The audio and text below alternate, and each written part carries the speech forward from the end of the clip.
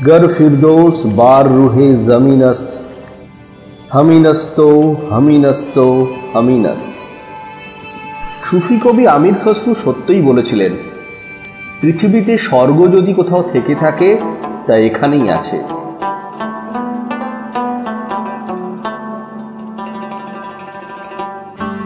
কাশ্মীর ভ্রমণের স্বপ্ন সকলেরই থাকে। কয়েক বছর ধরে প্ল্যানিং করার পর এবারে আমরা কাশ্মীরের পথে। এই ভিডিওতে আমি শুভ্রজিৎ আপনাদের জানাবো কাশ্মীর ভ্রমণের খুঁটিনাটি, তাই ভিডিওটি স্কিপ না করে শেষ পর্যন্ত দেখুন। আশা করি এই ভিডিওটি দেখার পর কাশ্মীর ভ্রমণের জন্য আপনাদের কোনো অসুবিধাই হবে না। কাশ্মীরের বিভিন্ন সিজনে বিভিন্ন রূপ। ডিসেম্বর থেকে মার্চ বরফের চাদরে মোড়া দুধ সাদা কাশ্মীর। এপ্রিল থেকে মে বসন্তের টিউলিপ ও বরফ একসাথে। জুন থেকে সেপ্টেম্বর গ্রিনারি, আর অক্টোবর থেকে নভেম্বর আপেল বাগান। আমরা বেছে নিয়েছি শীতের কাশ্মীর।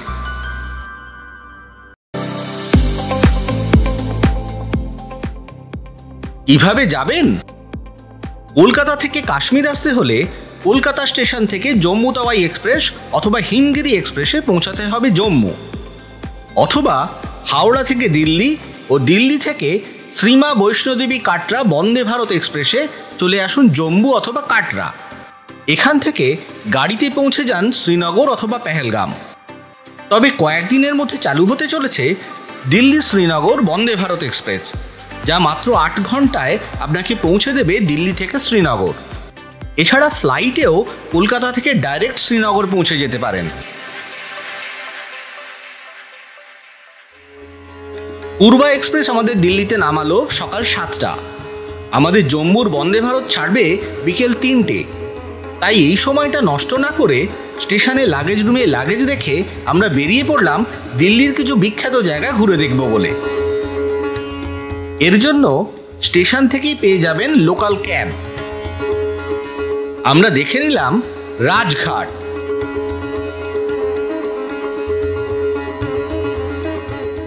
লালকেল্লা, ইন্ডিয়া গেট, দিল্লির যন্তর মন্তর। দিল্লি কাটরা বন্দে ভারত এক্সপ্রেস স্টেশনে আসে দুপুর 2:30টে, ট্রেন ছাড়ে দুপুর 3টে। আমরা এখন জম্মু স্টেশনে। আগামীকাল সকালে শুরু হবে আমাদের মিশন কাশ্মীর। গতকাল রাত 11টায় আমরা জম্মু পৌঁছেছি। আমাদের হোটেল বুক করা ছিল না। স্টেশনের পাশেই বেশ কিছু হোটেল রয়েছে, তবে তার প্রাইস 2200 থেকে 3000। কিন্তু আমরা চাইছিলাম একটু বাজেট হোটেল, তাই স্টেশন থেকে একটু নেমে খুঁজতেই আমরা পেয়ে গেছিলাম শিব শপিং কমপ্লেক্সের গেটের সামনে এই শ্রীরাম যাত্রী নিবাস। এখানে অনেক যাত্রী নিবাস ও হোটেল রয়েছে। এখন বাজে সকাল 9:30। জম্মু থেকে আমরা বেরিয়ে পড়লাম পেহেলগামের উদ্দেশ্যে।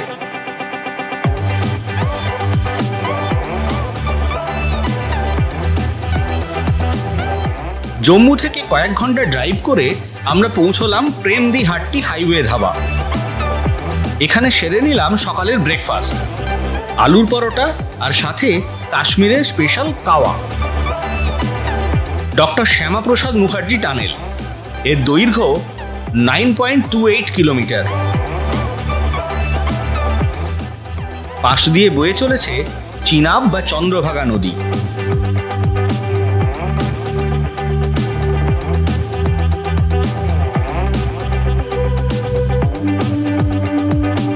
বানিহাল টানেল, এর দৈর্ঘ্য 5.25 কিলোমিটার। জম্মু থেকে পেহেলগাম যাওয়ার পথে অনন্তনাগ পার করে গাড়িকে বলুন মাটন গোপালপুর রোড ধরতে। সেখান থেকে মাত্র 3.5 কিলোমিটার ড্রাইভ করে পৌঁছে যান মার্তণ্ড সূর্য মন্দির। এটি কাশ্মীরের একটি হিডেন জেম। এটি নর্মালি রুটের মধ্যে ধরা থাকে না, তবে না দেখলে মিস করবেন। এটি ভারতের প্রথম সূর্য মন্দির, উড়িষ্যার কোনারক হল দ্বিতীয়। অসাধারণ কারুকার্য ও গঠনশৈলীতে নির্মিত এই মন্দির সত্যিই একটা ওয়ার্ক অফ আর্ট। আমার মনে হয় কাশ্মীর ভ্রমণের ইটিনিয়ারিতে এই মন্দিরটি একটি মাস্ট ভিজিট স্পট হিসেবে রাখা উচিত।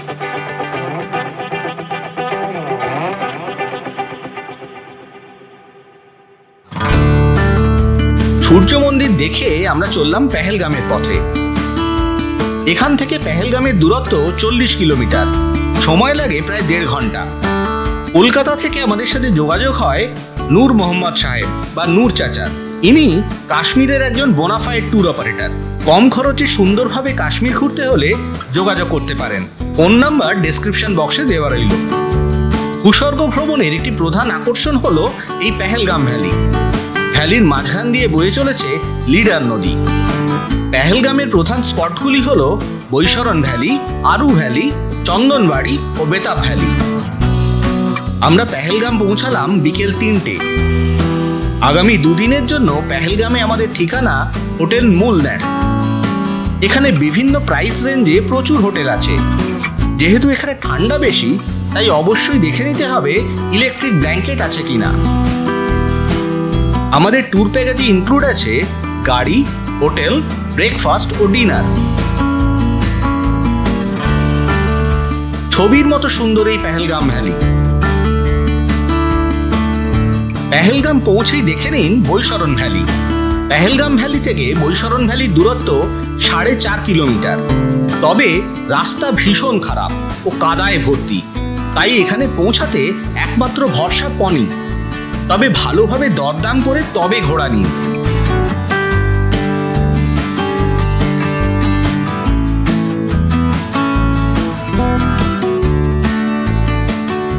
বৈশরণ ভ্যালি। এই ভ্যালিকে বলে মিনি সুইজারল্যান্ড। এখানে পেয়ে যাবেন জাম্পিং বল, জিপ লাইন, স্লেজ এর মতো বিভিন্ন অ্যাডভেঞ্চার অ্যাক্টিভিটি।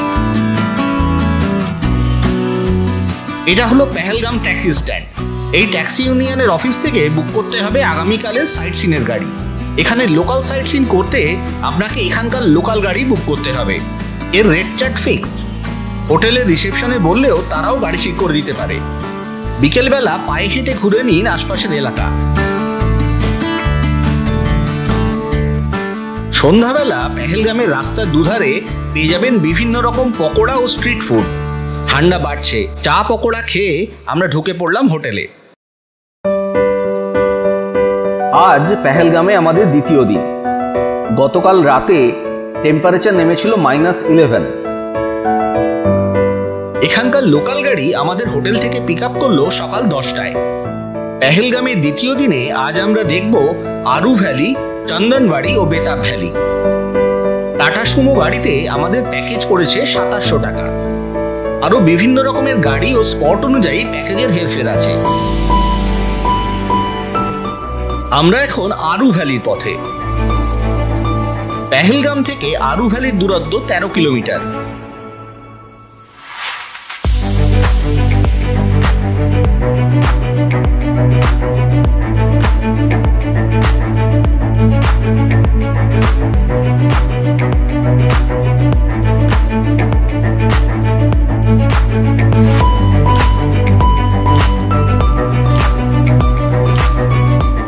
এই মার্চ এপ্রিল মাসে বরফে ঢাকা আরু ভ্যালি যে কোনো বিদেশি ডেস্টিনেশনকে টেক্কা দেবে। ভ্যালির মাঝখান দিয়ে বয়ে চলেছে লিডার নদী। এখানে কিছুটা ট্রেক করে ঘুরে দেখতে পারেন।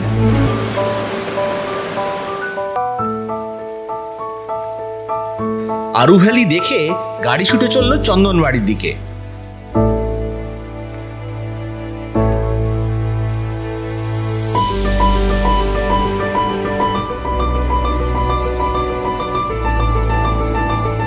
চন্দনবাড়ি হলো অমরনাথ যাত্রার এন্ট্রি পয়েন্ট। এখান থেকে অমরনাথ গুহার দূরত্ব 48 কিলোমিটার।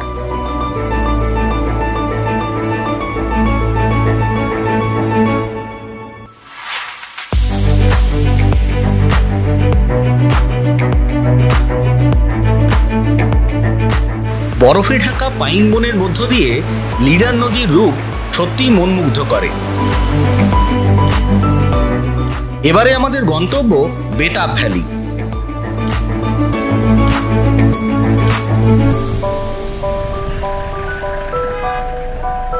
এখানে টিকিটের মূল্য অ্যাডাল্ট 35 ও চাইল্ড 15 টাকা। এই ভ্যালির আসল নাম হাজান ভ্যালি। বেতাব সিনেমার শুটিং হয়েছিল বলে এই ভ্যালির নাম বেতাব ভ্যালি। শীতে বেতাব ভ্যালি বরফের চাদরে ঢাকা। এখানে ঘুরতে গেলে ঘোড়ার প্রয়োজন পড়ে না, পায়ে হেঁটে ঘুরে নিতে পারেন ভ্যালিটি।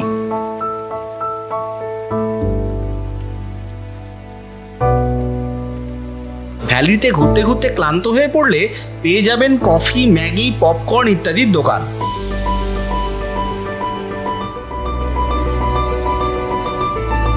আজকের আমাদের half day local sightseeing শেষ। এবার সেরে নিতে হবে দুপুরের লাঞ্চ। পেহেলগামে রয়েছে প্রচুর বাঙালি খাবার হোটেল। আলু পোস্ত থেকে মুসুর ডাল, মাছের ঝাল সবই পাবেন। তবে এখানে এলে অবশ্যই ট্রাই করবেন এখানকার ট্রাউট ফিশ। আজ আমরা পেহেলগামেই থাকবো, কাল রওনা দেব শ্রীনগর। গতকাল রাত্রে পারদ নেমেছিল -11 ডিগ্রিতে। এখন সকাল 7টা, পেহেলগামে পারদ -4। এখানে সকাল 10টার আগে জনজীবন সেভাবে শুরু হয় না। আমাদের গাড়ি আসবে সকাল 10:30টায়।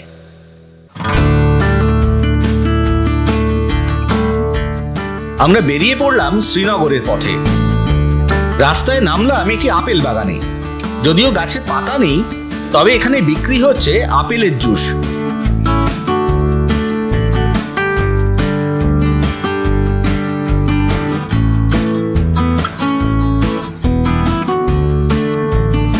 পেহেলগাম থেকে শ্রীনগরের দূরত্ব 90 কিলোমিটার, সময় লাগবে 3 ঘন্টা। অনন্তনাগ, পুলবামা হয়ে গাড়ি ছুটে চলল শ্রীনগরের দিকে। রাস্তার দুধারে এখন শুধু উইলো গাছের বাগান, আর সারি দিয়ে রয়েছে ক্রিকেট ব্যাটের ফ্যাক্টরি।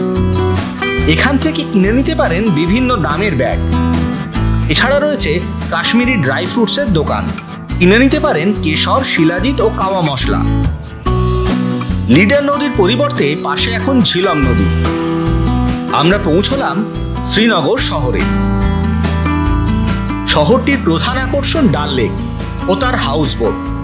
এছাড়াও আছে শঙ্করাচার্যের মন্দির, জামা মসজিদ, হজরতবাল দরগা, চশমে শাহী মুঘল গার্ডেন, পরিমহল, মুঘল গার্ডেন নিষাদ বাগ, শালিমার বাগ, নাগিন লেক, হরিপর্বত দুর্গ এবং স্পেশালি টিউলিপ গার্ডেন।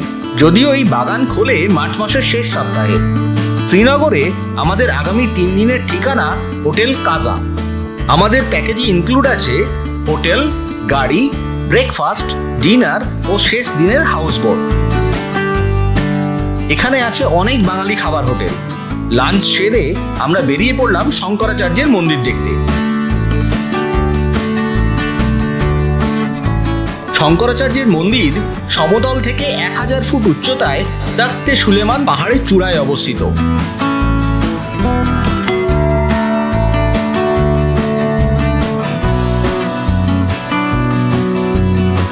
মন্দির থেকে পাখির চোখে দেখে নিন একদিকে ঝিলম আর একদিকে ডাল লেক সহ গোটা শ্রীনগর শহরের অসাধারণ ভিউ।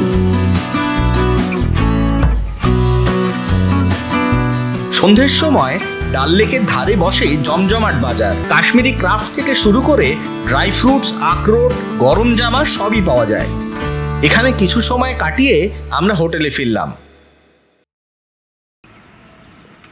আজ শ্রীনগরে আমাদের দ্বিতীয় দিন।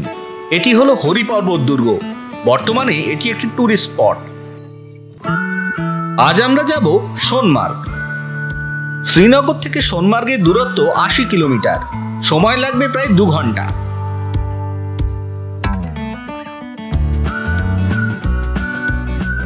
সোনমার্গ টানেলের এ প্রান্তে তেমন বরফ না থাকলেও টানেল পার করতেই চোখ ঝলসে গেল সাদা বরফে ঢাকা উপত্যকা দেখে।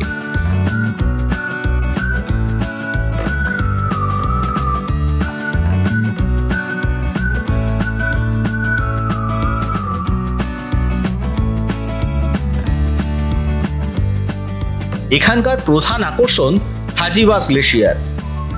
এখানে নেমে একটা জুতো অবশ্যই ভাড়া করতে হবে, তবে অবশ্যই দরদাম করে। এখানে রয়েছে স্নো স্কুটার, স্লেজের মতো বিভিন্ন অ্যাডভেঞ্চার অ্যাক্টিভিটি। বরফে ঢাকা সোনমার্গ যে কোনো বিদেশি ডেস্টিনেশনকে হার মানাবে। বয়স্ক বা একেবারে শিশু না থাকলে পায়ে হেঁটে ওপরে উঠে দেখে নিতে পারেন সোনমার্গ ক্লাব।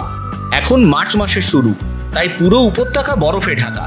তবে গ্রীষ্মের সময় এলে এখান থেকে পনি ভাড়া করে পৌঁছাতে হবে হাজিবাস গ্লেশিয়ার। সেই সময় সবুজ গালিচা ঘেরা পাহাড়ি রূপ অন্যরকম সুন্দর।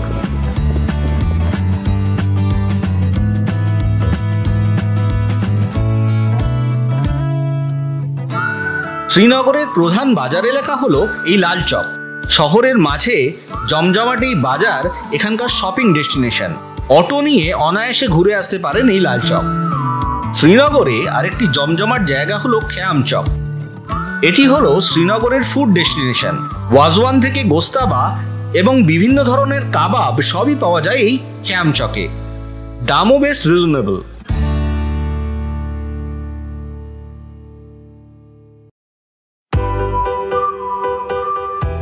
আজ আমাদের শ্রীনগরের তৃতীয় দিন।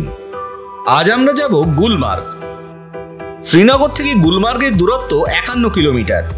এখানে বলে রাখি, আপনাদের গাড়ি যদি শ্রীনগরের ট্যুরিস্ট গাড়ি হয় তবে তা নিয়ে ডাইরেক্ট গুলমার্গ পৌঁছতে পারবেন। যদি বাইরের গাড়ি হয় তারা গুলমার্গের আগে ট্যানমার্গ পর্যন্ত যায়, সেখান থেকে লোকাল গাড়িতে যেতে হবে গুলমার্গ। আমাদের গাড়ি যেহেতু শ্রীনগরের, তাই আমরা সরাসরি গুলমার্গের ট্যাক্সি স্ট্যান্ড পর্যন্ত যেতে পারবো।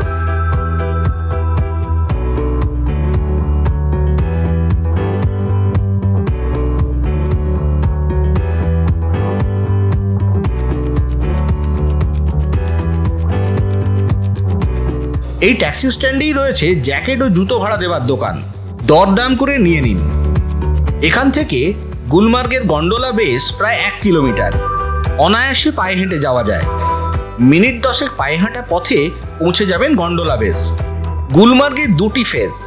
ফেজ 1 এর ভাড়া জনপ্রতি 800 টাকা ও ফেজ 2 ভাড়া 1000 টাকা, মোট 1800 টাকা। এখানে বলে রাখি, গন্ডোলার দুটি ফেজের টিকিট আগে থেকে অনলাইনে কেটে নিতে হয়। এখানে পৌঁছে কিছু পাওয়া যায় না। অনলাইনে 2 মাস আগে অ্যাডভান্স টিকিট কাটা যায়। ওয়েবসাইট নিচে দিয়ে দিলাম। গন্ডোলার চেক ইন কাউন্টারে আপনাদের সকলের যে কোনো একটি আইডি প্রুফ, বিশেষ করে আধার কার্ড অবশ্য জরুরি। পিক সিজনে এখানে বিশাল লাইন পড়ে, তাই আপনার টাইম স্লটের অন্তত 2 ঘন্টা আগে এখানে পৌঁছাতে হবে। এখানে গাইড নেওয়ার জন্য বলা হয়, তবে আমাদের প্রয়োজন হয়নি। চলুন উঠে পড়ি ভারতের হাইয়েস্ট কেবল কারে। ফেজ 1-এ এই কেবল কার আপনাকে পৌঁছে দেবে 10,100 ফুট উচ্চতার কন্ডৌরি বেস পয়েন্টে। চারিদিকে তুষারে ঢাকা পাইন গাছের জঙ্গল এক মোহময় পরিবেশ সৃষ্টি করেছে। কেবল কারের কাঁচের কেবিন থেকে তার সাক্ষী হয়ে রইলাম আমরা। আমরা পৌঁছলাম ফেজ 1-এর কন্ডৌরি বেস পয়েন্টে। এখান থেকে ফেজ 2-এর আপার ওয়ার্থের জন্য পরের কেবল কার ধরতে হবে, যা আমাদের পৌঁছে দেবে 12,960 ফুট উচ্চতায়।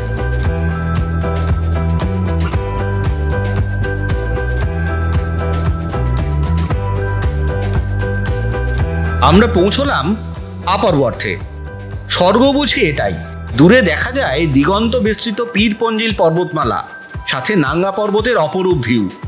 আর পায়ের তলায় যেদিকে দুচোখ যায় শুধু তুষারাবৃত উপত্যকা। আপার ওয়ার্থে বেশ কিছুক্ষণ কাটিয়ে আমরা নেমে এলাম ফেজ 1-এ। এখানে রয়েছে স্কি, স্লেজ সহ বিভিন্ন ধরনের স্নো অ্যাক্টিভিটি।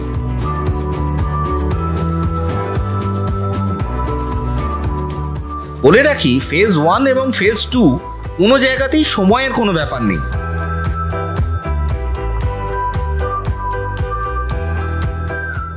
ফেজ 1-এ বেশ কিছুক্ষণ সময় কাটিয়ে আমরা নামতে থাকলাম।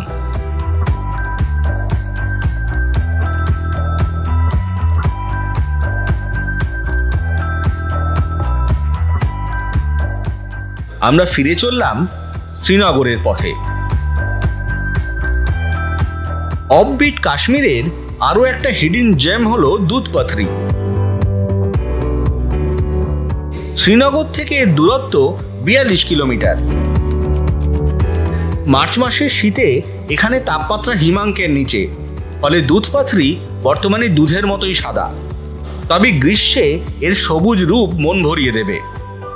কাশ্মীরে এসে এই দুধ পাথরি সত্যি একটি মাস্ট ভিজিট স্পট।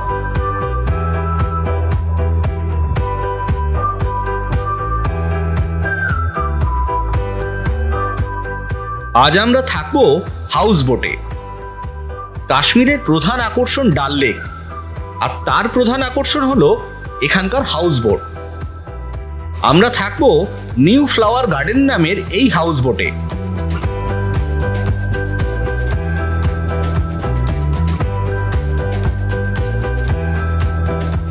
চলুন দেখাই কেমন এই হাউসবোট।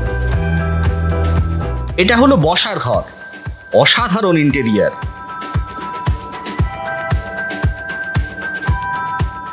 এবারে আসুন ডাইনিং রুম।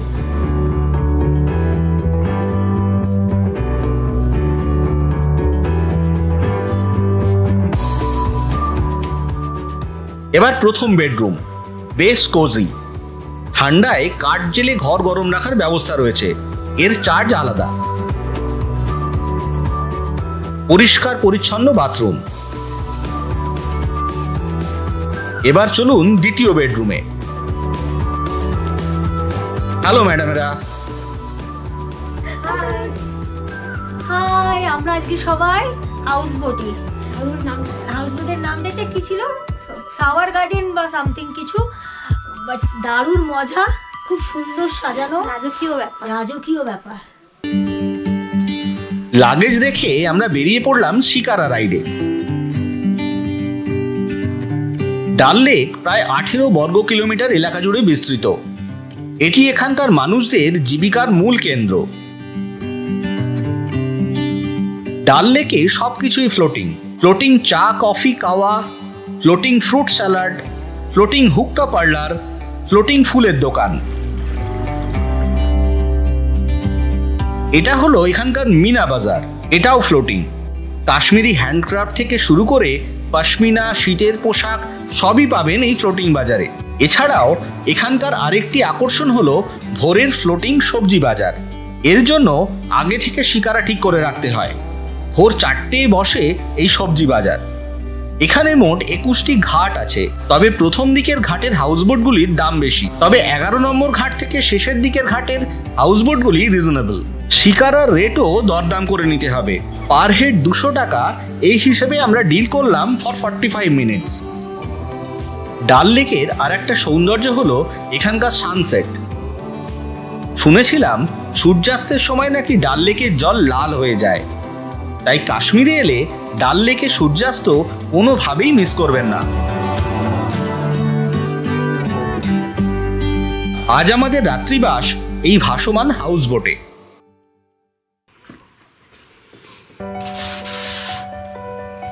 সকাল হলো। কাল রাত্রি থেকেই আকাশের মুখ ভার। সকালে বেশ ভালো বৃষ্টি হয়েছে, তাপমাত্রা 4 ডিগ্রি। আজ আমাদের শ্রীনগরের শেষ দিন। আজ আমরা করব লোকাল সাইট সিন।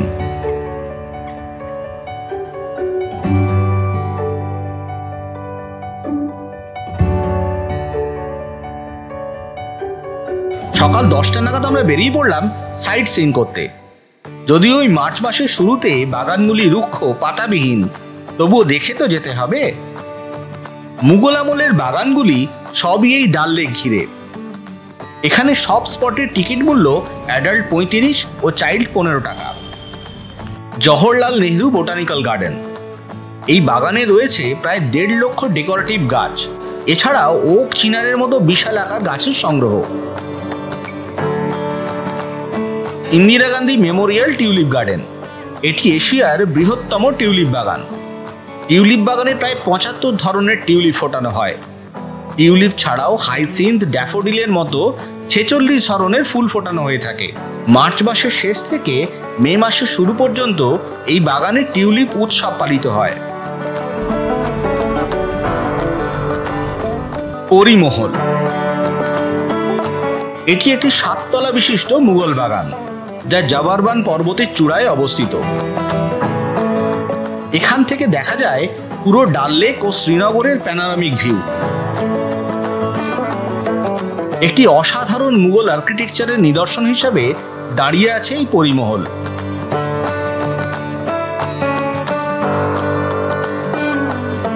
চশমে শাহী মুঘল গার্ডেন।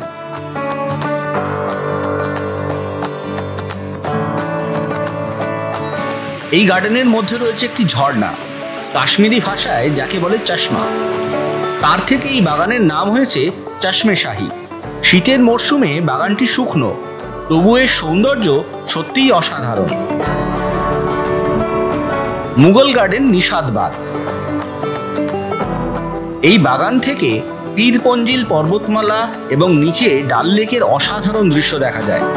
এটি শ্রীনগরের দ্বিতীয় সবচেয়ে বড় ও সুন্দর মুঘল গার্ডেন। শালিমার বাগ। ভারতে অবস্থিত মুঘল গার্ডেনগুলির মধ্যে এই শালিমার বাগ হল বৃহত্তম। একে শ্রীনগরের মুকুটও বলা হয়।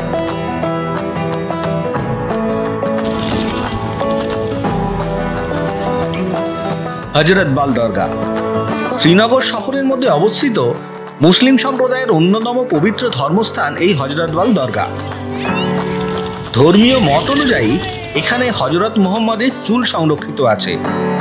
ডাল লেকের দক্ষিণ প্রান্তে অবস্থিত এই দরগা একটি অসাধারণ স্থাপত্যের নিদর্শন। আমরা ফিরে চললাম শ্রীনগর এয়ারপোর্টের দিকে। আজ সন্ধ্যায় আমরা পাড়ি দেব কলকাতা। আশা করি আপনাদের মনের সব রকম প্রশ্নের উত্তর এই ভিডিওর মাধ্যমে দিতে পেরেছি। এছাড়াও যদি কোনো প্রশ্ন থাকে কমেন্ট বক্সে জানান। এবারের মতো সাইন অফ। আবার দেখা হবে পরের ডেস্টিনেশনে।